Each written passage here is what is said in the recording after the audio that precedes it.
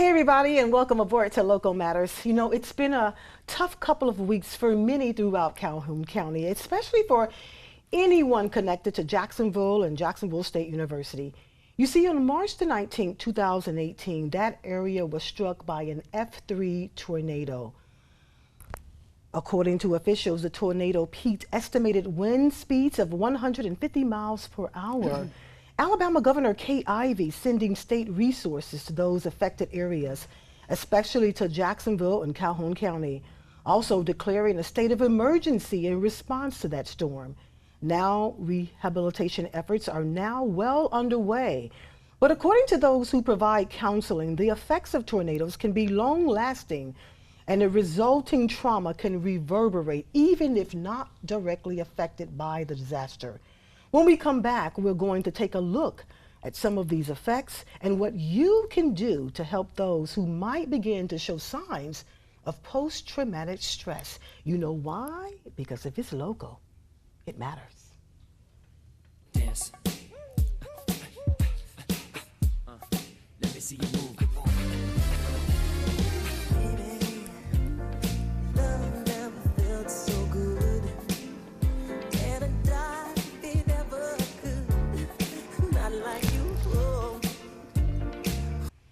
Hey everybody, welcome back. Thanks for joining us. You know, March the 19th, 2018 will be a day that many will not soon forget.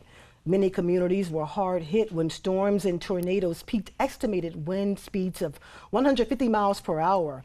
Although Jacksonville State University and surrounding communities are working hard to build stronger, mental health counselors are telling me there are other areas of concern that we should be on the lookout for. Areas that we may not be able to initially see, and what we can do to help. Joining me this morning are Miss Edith Kennedy Couch and Dorothy McDermott. Welcome aboard to Local Matters. It's good to have you guys here. Well, thank you. Edith, it's fun to be here. I know, Edith, you're no stranger. You've been here many, many times before throughout the years, at one time having sort of kind of like your own version of The View.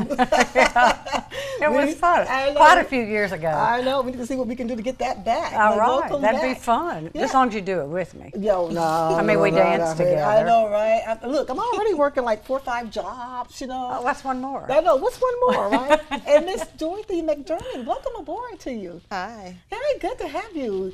Are you a newcomer to the area, Dorothy? No, I'm from Jacksonville. Have lived in Jacksonville for 30 years. Wow. Graduated high school there, Yes, I understand. ma'am. Graduated high school, graduated from JSU in 2006 and 2012. Wow. So I think you said you went to high school with my son. I did. West Pouch at Jacksonville. I loved it. It kind of reminded me of my age for a minute. Edith's like, you really reminded me of my age. You just informed me that you graduated with Edith's son, right, with Wes from Jacksonville High That's School. right. But you know what? You guys both are in the counseling business, if you will. We certainly have been hard hit with this tornado that have really torn lives apart. Tell me a little bit, Edith, most people are not aware. They know you from, of course, Couch's Jewelers. They recognize the name there, but you have your own counseling. Tell me a little bit about that. I started private practice in 1999, really began in 2000. It was just a God journey. It was not something that I really meant to embark upon, and it is, when you said the counseling business, it's really not my business, it's my passion. It's my life, and it's where I'm meant to be. Okay. So you've been doing that since what year again is that? About 1999. 1990. That long? I didn't even realize that. I have been. Wow. And Dorothy, you too. Tell me a little bit about what you're doing in that area. Well, I've been counseling in Calhoun County for about 10 years now, but recently I started my own practice in Jacksonville. It's just a small practice, but I'm working. Everything's big, start small. Yes, ma'am. Yeah. But I enjoy working with people who may be struggling and just helping them along the way, helping them find direction in their life and ease any mental uncomfort or discomfort that they may have. Right. And your business is located where, Dorothy? It's in Jacksonville near the square. Okay. They just actually put a mural up. It says, "Welcome to Historic Jacksonville, Alabama, and my office is right there. Oh, Right. wonderful. And the name of your business is? It's a Fresh Start Counseling. Fresh Start Counseling. So, here's my thing. As I mentioned during the opening of the show, we have really been hit hard with this tornado. I think, the first things that we see after any type of disaster that we will initially see, where we see a lot of altruism coming out, people coming out wanting to help. We see resilience. Is that something that we see in just about any type of issue for people? Is that a basic type of reaction that we see after a disaster? In a lot of disasters, you see the best of us. The best of us as a community, the best of us individually. Some of us rise to the occasion. We take leadership.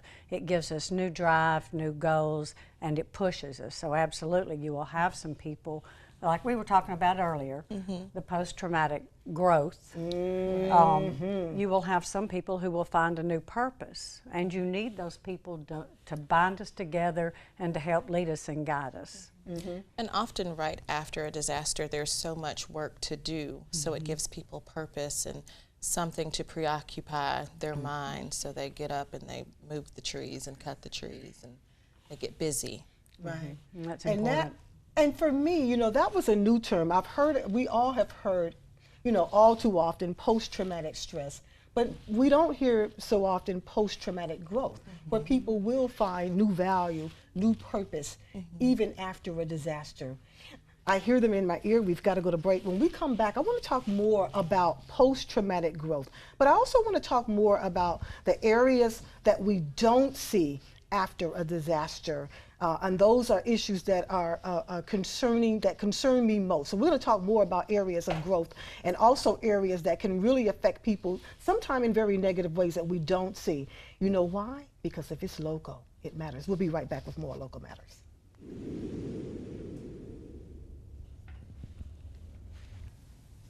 Hey everybody, welcome back to Local Matters. We're living local, never felt so good. I'm Dottie Rimsey. And if you're just joining us, we've been talking about an event that really took us by surprise back on March the 19th of 2018, where we were hit with an F3 tornado.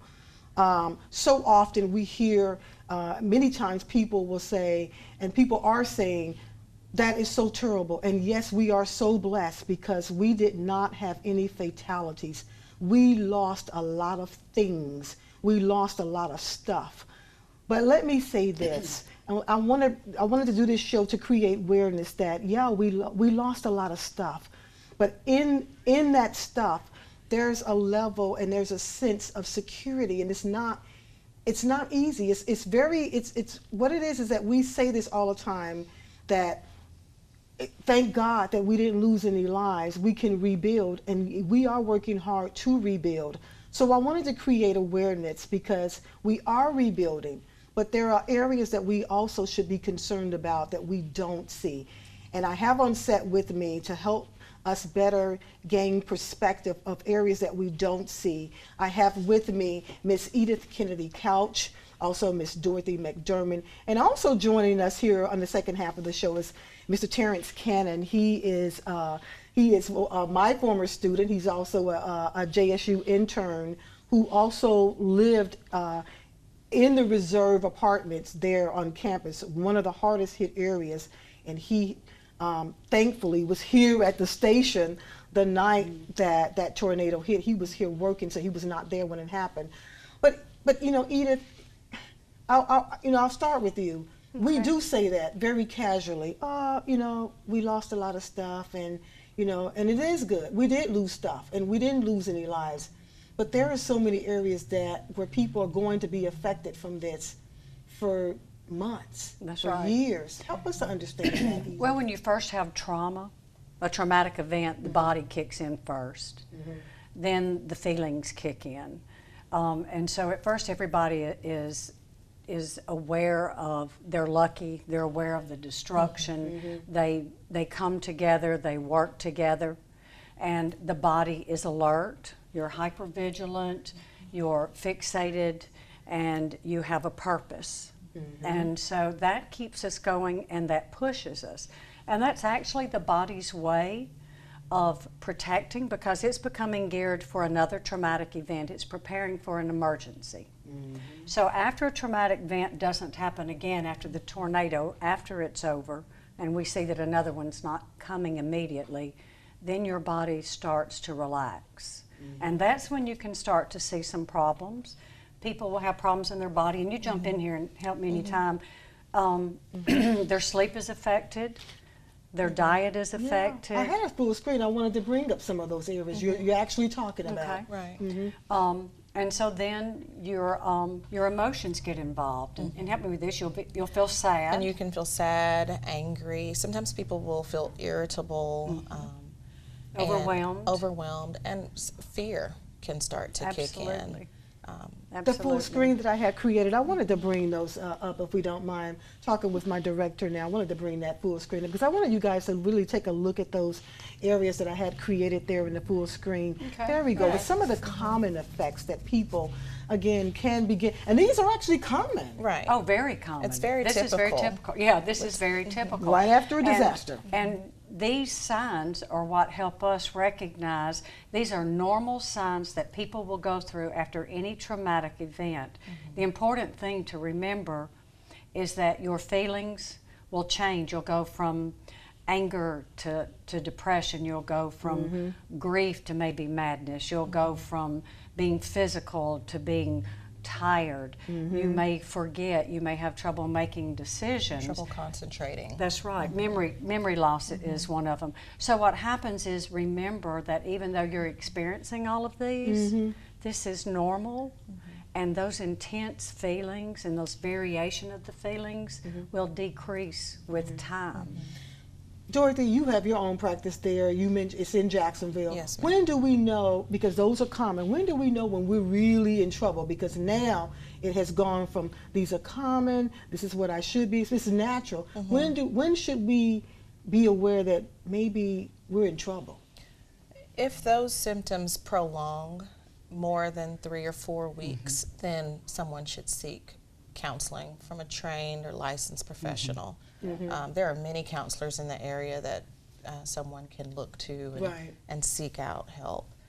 But if the insomnia continues, if the trouble concentrating, difficulty with appetite, struggling to eat or overeating, if all that continues for about a month, then someone should seek help. Generally over a month. Yeah, within the first month, you have the traumatic event, and then what you'll have is stress and trauma. Then if it continues into another month, then you begin to have acute stress. But then if it continues after that, then you want to start to look into post-traumatic stress disorder. Right. So the longer it goes on, the more severe, the more chronic the symptomology will be. Terrence, you are there as a student, wasn't there that night. Thank God you weren't there that night. You were here, thank God, at TV24 working. You tell me, when you realized that you were probably not going to be able to go home, who rescued you that night? Where did you go after you got off work, were able to clock out of TV24? Where did you go? What happened? Well, I went to the reserve to get my brother. You went back to the reserve apartments to get your brother. And then after I got him, we walked to Pete Matthews. You walked to Pete Matthews. And my manager had picked us up and took us to Bojangles. So your manager came down from Bojangles. She was in Weaver at the time. She was in Weaver. So your manager came and picked you up, you and your brother, there in Jacksonville. Yes, ma'am. Your manager. And then you guys went back to Bojangles? Yes, ma'am. When we come back, we got to go to break. I want to talk more about, again, how this altruism really kicks in with community when something like this happens. Here is your manager picking you up and taking you and your brother back to the store, back to safety. We got to go to break. We'll be right back with more Local Matters.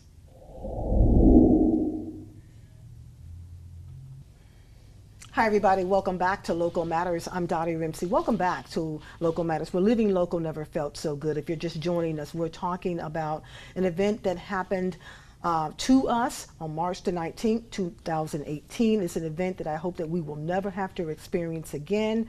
Experiencing an F3 tornado, our community has really been working hard to rebuild. People have come in to help us from out, not only from the state, but from all over the country. Thousands of people have been pouring in to help us rebuild physically. But we are here talking about some areas of concern that people may not initially see, and we're talking about emotional stress. We're talking about psychological stress that will happen to many, many people after an event of this magnitude. Joining me here on set to help us discuss these issues are Edith Kennedy Couch. She has her own a counseling agency, if you will, here in the area. Miss Dorothy McDermott, she's in Jacksonville, and also Mr. Terrence Cannon, he's a Jacksonville State University student, as well as a TV24 intern who just happened to be here the night working when that storm hit. And he was telling us that when he realized after the storm hit that he realized he didn't have a place to go back to. He didn't have a home to go back to, but he was concerned about his brother. He was concerned about his brother. He went back up there to get his brother, but he mentioned his manager at Bojangles came to make sure they had a place of refuge that night. And she is the person who, you tell me, Terrence, that sort of housed you guys for that night? Yes, ma'am. Well, at least you got to eat some good Bojangles chicken, huh? They have good tea. Yeah, they have good tea too, right? So, you know, that's the beauty of what we see right after a disaster. We'll see resilience coming through. We'll see altruism coming through. But what we don't see are the other areas that people really do have to go through. And Edith, you and Dorothy see that all the time, because that's what you do. You mentioned, Dorothy, to me that people shouldn't wait to talk to somebody. Right. The post-traumatic stress symptoms can start to show about 2 to 3 months after the trauma. But if you feel like you are having trouble sleeping or having any of those symptoms that we discussed earlier, don't wait. Go ahead and talk to someone now. Talk about the trauma. Don't feel like you are talking about it too much, so that you can go ahead and start to work through those symptoms. You want to move, and it's a little bit of a formula. You want to move from being a victim to a survivor. To a survivor, To a survivor. So one of the things you want to do is you want to take care of your body. You want to try to get good rest. You want to try to eat balanced meals. That's why it's very important right now to make sure that children get fruit and good protein, and so you want to have your body in shape so and that return to a state of normalcy. That's right. Have some structure and routine in your day. One of the most important things you can do is to remember that your reality is a new reality for you right now. So you want to have a new routine. Every morning you want to get up and you want to do something new.